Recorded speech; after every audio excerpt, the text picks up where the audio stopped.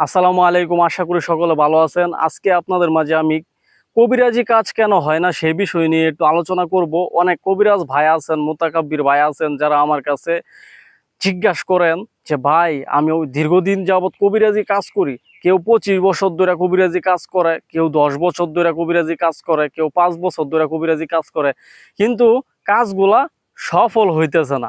ঠিক আছে, আগে সফল হয়েছে কিছু কিছু, কিন্তু এখন একেবারেই কাজ সফল হইতেছে না।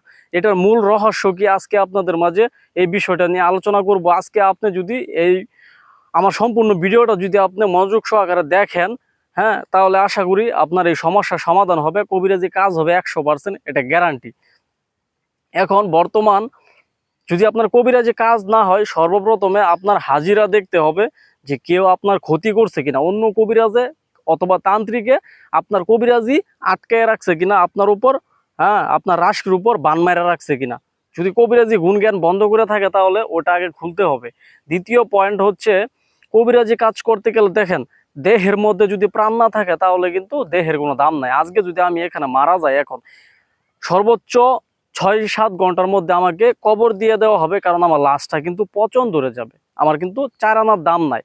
তো তেমনি একটা নকশা যখন আপনি লিখবেন, পুরানি আয়াত লিখবেন, ওই আয়াতের মধ্যে যে মোয়াক্কেলগণ আছে ওদেরকে আপনার আগে জাগ্রত করতে হবে। ওই যে পুরানি একটা নকশা লিখলেন অথবা কুফুরি একটা নকশা লিখলেন, ওই নকশাটা আপনার জাগ্রত করতে হবে। নকশা জাগ্রত কিভাবে করবেন?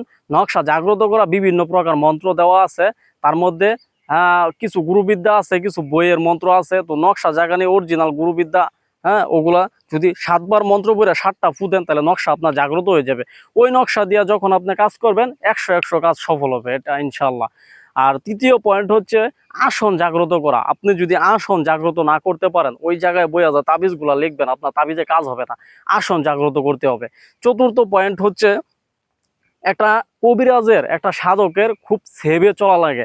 আপনি মনে করেন, একটা সাপোজ আমি উদাহরণ দিই, যারা বেশি পরিমাণে মিথ্যা কথা বলে, ওরা কাজ করলে কোনো সময়ে কাজ হবে না। এটা আপনারা খেয়াল করবেন। সর্বদা সত্যি কথা বলতে হবে, সর্বদা সত্যি কথা বলতে হবে। নামাজ পড়তে হবে, 5 ওয়াক্ত নামাজ পড়তে হবে। যদি না পারেন 3 ওয়াক্ত হইলেও 2 ওয়াক্ত হইলেও পড়েন, ঠিক আছে। কিছু নির্দিষ্ট আমল করবেন, জিকির করবেন, ওইটাই বুঝাইতেছি। এবং হালাল খাবার খাবেন, হালালভাবে চলবেন।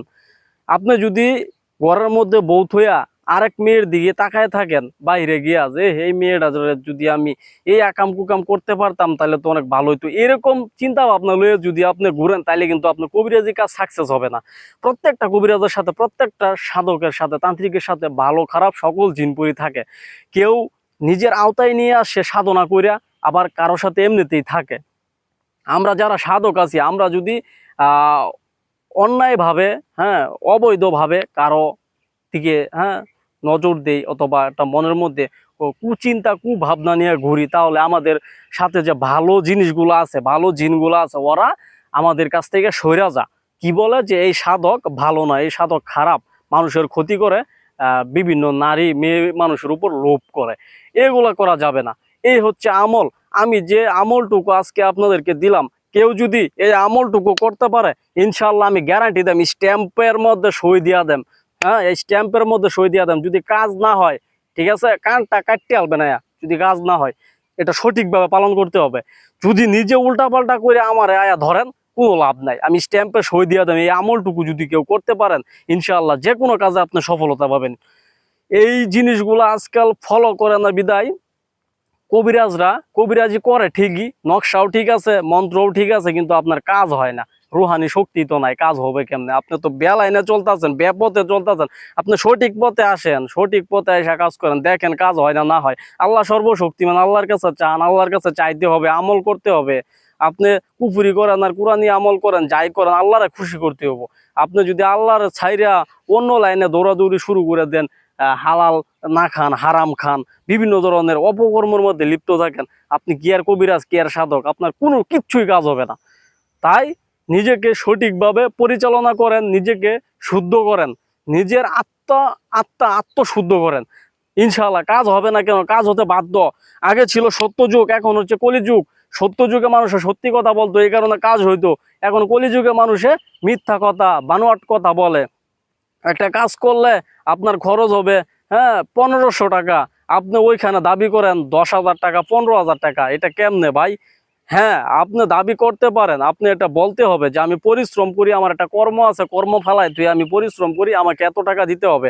কিন্তু খরচ হবে 7,000 টাকা 8,000 টাকা, এগুলা হচ্ছে ধান্দাবাজি কথা। জিনে মিষ্টি খাবো 21 কেজি 25 কেজি 51 কেজি, এগুলো ধান্দাবাজি কথা।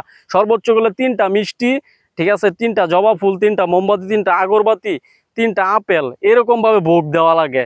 এই মনে করেন কারি কারি মিষ্টির বোঝা জিনপরিদের বুক দেওয়া লাগে না, ওরা এতে সন্তুষ্ট থাকে। ঠিক আছে, আল্লাহ রাসূলের নামে কিছু কিছু দান করবেন, প্রতি কাজের উছিলা করে, অবশ্যই আপনার কাজ সফল হবে। এ হচ্ছে মূল কথা। ধন্যবাদ সকলকে যারা ভিডিওটি দেখছেন মনোযোগ সহকারে। অবশ্যই ফেসবুক থেকে দেখে থাকলে ফেসবুকটা ফলো দিবেন, এবং যদি ইউটিউব থেকে দেখে থাকেন তাহলে সাবস্ক্রাইব করবেন, কমেন্ট করবেন, লাইক করবেন। ইনশাআল্লাহ সকলে ভালো থাকবেন, সকলের জন্য শুভকামনা রইল, দোয়া করি আল্লাহ আপনাদের ভালো রাখুক। আসসালামু আলাইকুম।